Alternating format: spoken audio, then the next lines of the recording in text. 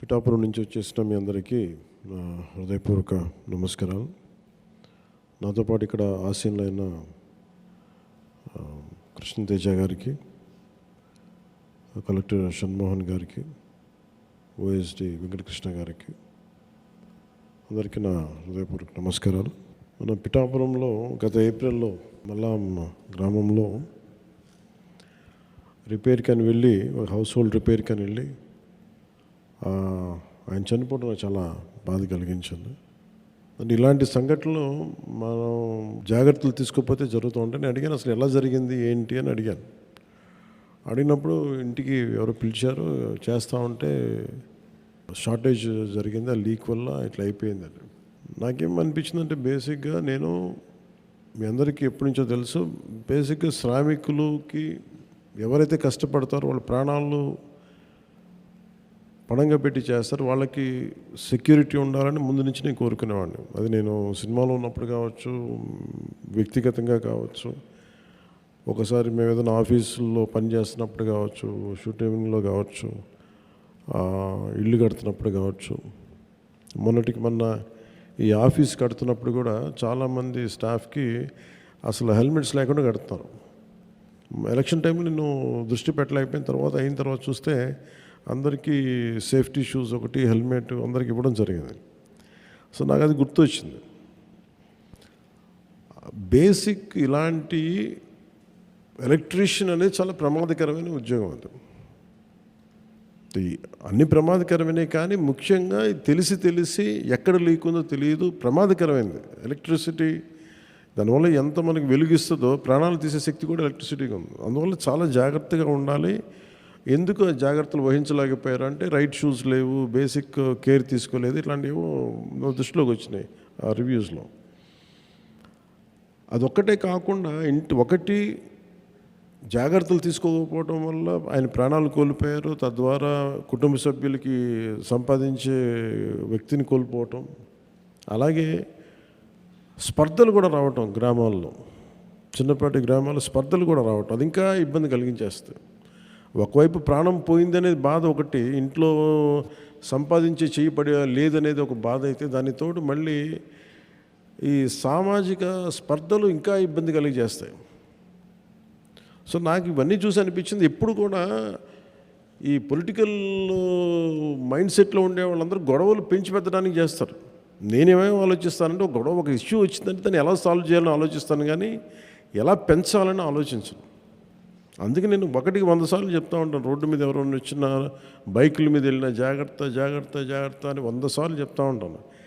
నాకు పరిధిలో ఉన్నంత వరకు మా అందరికీ కూడా అధికార యంత్రాంగం కావచ్చు, ఆఫీస్ వాళ్ళు కావచ్చు, ఎవరికైనా సరే జాగ్రత్తలు తీసుకోండి అని చెప్పి ఒక 100 సార్లు చెప్తాను, ఈవెన్ చిన్నపాటి ఫంక్షన్ చేసినా కానీ. అలాంటిది మీకు నేను ప్రాతినిధ్యం వహిస్తున్న పిఠాపురంలో జరగటం చాలా బాధ కలిగించింది. సో వెంటనే నేను మన పేషీ దృష్టికి తీసుకెళ్ళగానే కృష్ణతేజ గారు కానీ, అలాగే మన షణ్మోహన్ గారు కానీ, వెంకటకృష్ణ గారు కానీ, పేషీ అందరూ కూర్చొని మాట్లాడుకుంది ఏంటంటే, ముందస్తుగా ఏం చేయాలి. ఒకటి, పనిచేసేటప్పుడు వి నీడ్ ఇన్సూరెన్స్ ఒకటి ఉండాలి. 2, ఇన్సూరెన్స్ కంటే ముందు అసలు సేఫ్టీ కిట్స్ ఉన్నాయా లేదా అనేది చర్చకు వచ్చింది. సో దానివల్ల ఈ రోజున మీ అందరికీ ఎంతమంది ఉన్నారని అడిగితే దాదాపు పిఠాపురం మొత్తం మీద 325 మంది ఉన్నారు అని చెప్పి ముందు. సో మీ అందరికీ ఒక 16 లక్షల పైచిలకు వర్తతోటి మీ అందరికీ ముందు సేఫ్టీ కిట్స్ని ఈరోజు మీకు ఇవ్వడం జరుగుతూ ఉంది.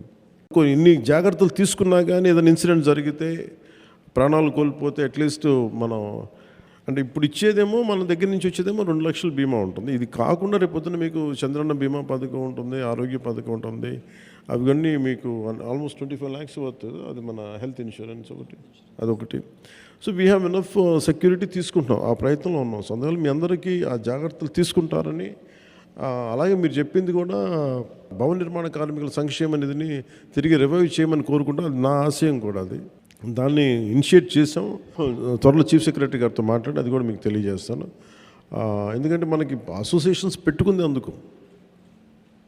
గత ప్రభుత్వం కూడా మీరు చూశారు కదా, వాళ్ళకి ఏమాత్రం బాధ్యత రాహిత్యం, వాళ్ళు పట్టించుకోలేదు. ఉన్న మీ డబ్బులను కూడా వాళ్ళు దారి మళ్లించేశారు. మీ డబ్బులే మళ్ళీ మీకు ఇచ్చారు, ఇలా అన్నీ చేసుకుంటూ వెళ్ళిపోయారు. మనం ఇప్పుడు చేస్తున్నది ముఖ్యంగా ఏంటంటే కరెక్షన్ చేస్తున్నాం. అసలు వాళ్ళు చేసి అస్తవ్యస్తంగా చేసినాయి తిరిగి క్రమంలో పెడుతున్నాం.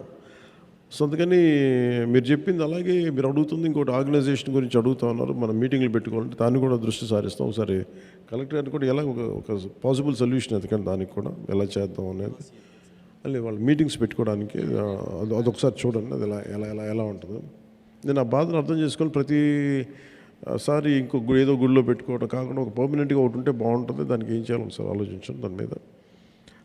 మీ అందరికీ ప్రత్యేకించి నా జాగ్రత్తలు తీసుకొని అదొకటే మిమ్మల్ని వేడుకుంటూ ఉన్నాను. ఎందుకంటే మీరు ప్రాణాలు పోతే తిరిగి రావు. అందుకని మనందరం అర్థం చేసుకొని సాధ్యమైనంత మన చేతిలో ఉన్నంత వరకు ఎంత జాగ్రత్తలు తీసుకోవాలని జాగ్రత్తలు తీసుకోండి. అండ్ సేఫ్టీ ఎక్విప్మెంట్ దయచేసి వాడండి. అలాగే ఈ ఐటీఐ చదివిన వాళ్ళు కానీ వీళ్ళందరూకి ఏదన్నా జాబ్ మేళా లాంటిది ఉంటుంది అని బాగున్నారు. అది నేను చాలా రోజు నుంచి అనుకుంటా ఉన్నాను. ఇది ఒక ఐటీఐకే కాదు మిగతా పాలిటెక్నిక్ అన్నిటికీ కూడా కన్సిస్టెంట్గా ప్రతి 4-5 నెలలకి 6 నెలలకి ఒక జాబ్ మేళా పెట్టాలనేది నేను వర్కౌట్ చేస్తాను. అది త్వరలోనే ముందుకు తీసుకొస్తాను మీ దగ్గరికి. 3 నెలలకు ఒకసారి పెడతాను.